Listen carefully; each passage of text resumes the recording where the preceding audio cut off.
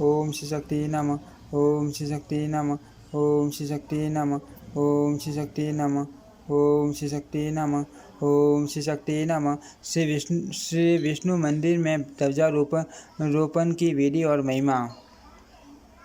श्री शनक जी कहते हैं नारद जी, अब मैं ध्वजारोपण नामक दूसरे वर्ड का वर्णन करूंगा, जो सब पापों को हर लेने वाला पुण्य स्वरूप है तथा भगवान विष्णु की प्रसन्नता का कारण है। जो भगवान विष्णु के मंदिर में ध्वजारोपण का उत्तम कार्य करता है, वह ब्रह्मा आदि देवताओं द्वारा पूजित होता है। बहुत सी दूसरी बातें कहने से क्या लाभ। जो कुटुंब युक्त ब्राह्मणों को सूर्य का 1000 बार दान देता है, उसके उस दान का फल ध्वजारोपण कर्म के बराबरी होता है। परम उत्तम गंगा स्नान, तुलसी की सेवा अथवा शिवलिंग का पूजन, ये सब कर्म ही ध्वजारोपण की समानता कर सकते हैं। ब्राह्मण ये ध्वजारोपण नामक कर्म अद्भुत हैं, अपूर्व हैं और आश्चर्यजनक हैं। ये सब पापों को दूर करने वाला है। ध्वजारोपण कार्य में जो कार्य आवश्यक हैं, उन सब को बतलाता हूँ। आप मेरे मुख से सुने। कार्तिक मास के शुक्ल पक्ष में दसवीं तिथि को मनुष्य अपने मन और इंद्रियों को संयम रखते हुए प्रयत्नपूर्वक दातून करके स्नान करे। व्रत करने वाला ब्राह्मण उस दिन एक समय भोजन करे, ब्रह्मचर्य से रहे और धुले हुए शुद्ध वस्त्र धारण करके शुद्धतापूर्वक भगवान नारायण के सामने उन्हीं का स्मरण करते हुए रात में शयन करे। तत्पश्चात प्रातःकाल उठकर विधि पूर्वक स्नान और आचमन करके नित्य क्रम पूर्ण करने के अनंतर भगवान विष्णु की पूजा करे। 4 ब्राह्मणों के साथ स्वस्ति वासन करके ध्वजारोपण निमित्त नांदी मुख श्राद्ध करे। वस्त्र सहित ध्वज और इष्टम का गायत्री मंत्र द्वारा प्रोक्षण जल से अभिषेक करे। फिर उस ध्वज के वस्त्र में सूर्य, गरुड़ और चंद्रमा की पूजा करे। ध्वज के दंड में दाता और विधाता का पूजन करे। हल्दी, अक्षत और गंध आदि सामग्रियों से विशेषत श्वेत पुष्पों से पूजन करना चाहिए। तदनंतर गोशर्म बराबर एक वेदी बनाकर उसे जल और गोबर से लीपे। फिर अपनी शाखा के ग्रह सूत्र में बतलाई हुई विधि के अनुसार पंचभूत संस्कार पूर्वक अग्नि की स्थापना करके क्रमशः आगार और आज्य भाग आदि होम कार्य करे। फिर घट मिश्रित खीर की 108 आहुति दे। यह आहुति प्रधान देवता भगवान विष्णु के अष्टाक्षर मंत्र से देनी चाहिए, यथा ओम नमो नारायणाय स्वाहा ब्राह्मण। इसके बाद पुरुष सूक्त के प्रथम मंत्र विष्णुनुकम इरावती वैनतेयाय स्वाहा सोमाधेनुम और उदतुतयम जात वेदसम। इन मंत्रों से क्रमशः 8 आहुति अग्नि में डाले। तत्पश्चात वहाँ यथाशक्ति विद्वान व्रत पेबतु सोम्यम मधु इत्यादि जो सूर्य देवता संबंधी मंत्रों तथा स चनो मित्र स वरुण इत्यादि शांति सूक्त के मंत्रों का पाठ या जप करे और पवित्रपूर्वक भगवान विष्णु के समीप रात्रि में जागरण करें।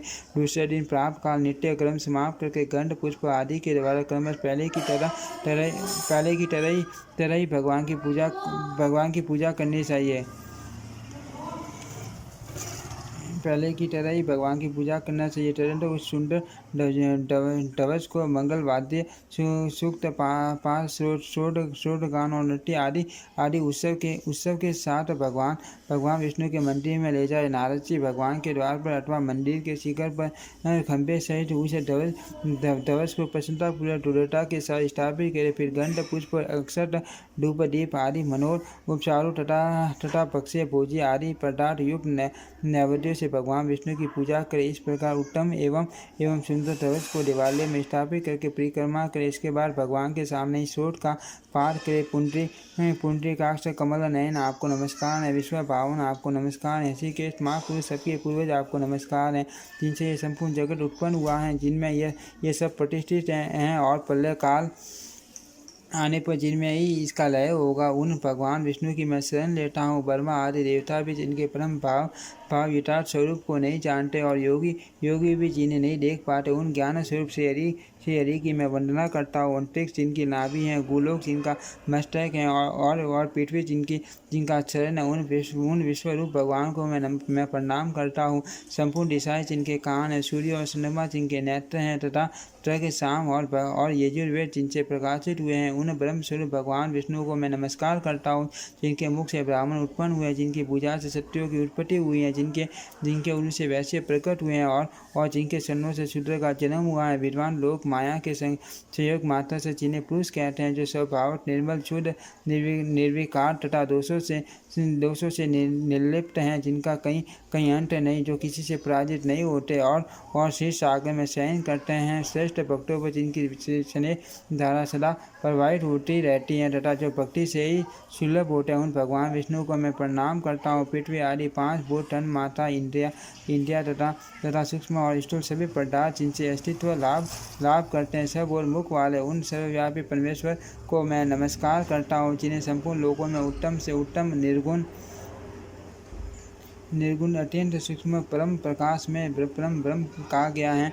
उन श्री हरि को मैं बारंबार प्रणाम करता हूँ। योगीश्वर गण जिन्हें निर्विकार अचरमा शुद्ध सब और भाव वाले तथा ईश्वर मानते हैं, जो समस्त कारण तत्वों के भी कारण है, जो भगवान संपूर्ण प्राणियों के अंतर्यामी आत्मा है। यह जगत जिनका स्वरूप है तथा जो निर्गुण परमात्मा है, वे भगवान विष्णु मुझ पर प्रसन्न हो, जो माया से मोहित चित्त वाले अज्ञानी पुरुषों के लिए हत्या में रहकर भी उनसे दूर बने हुए हैं और ज्ञानियों के लिए जो सर्वत्र